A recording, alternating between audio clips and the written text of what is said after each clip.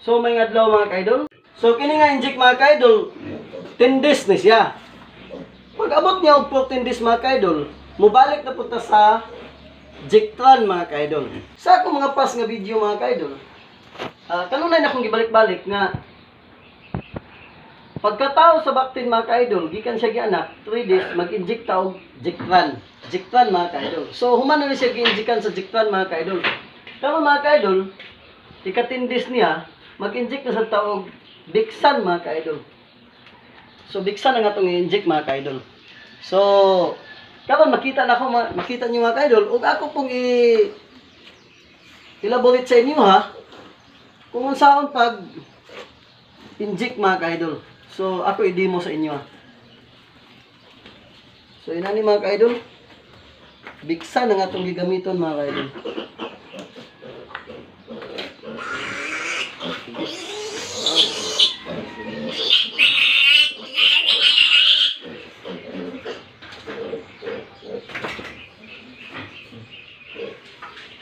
Mo-inject tag 1 ml mga kaidol. 1 ml nga Bixan mga kaidol. So Bixan natin dito mga kaidol ha. 1 ml mga kaidol. Dinhigit mga kaidol ha. Dinhigit siya mga kaidol. Kana. Ana mga kaidol. So ika-10 days niya mga kaidol. Sa akong pas nga video, kanunay na akong gibalik-balik na gikan mataw ang baktin. 3 days gid siya ang pagkatao, mag-inject ita Bixan. Karon 10 days siya, inject na sa dato. Inani mga kaidol oh. Diha raw. Oh. So inani ra mga kaidol. Pakabuga ni Adrian, pakabuga ni.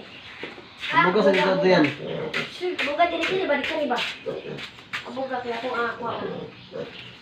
So inani mga kaidol ha, 1 ml gid nga tong i-inject mga kaidol. 1 ml gid siya mga kaidol oh. So ato siyang injikan mga kaidol ha.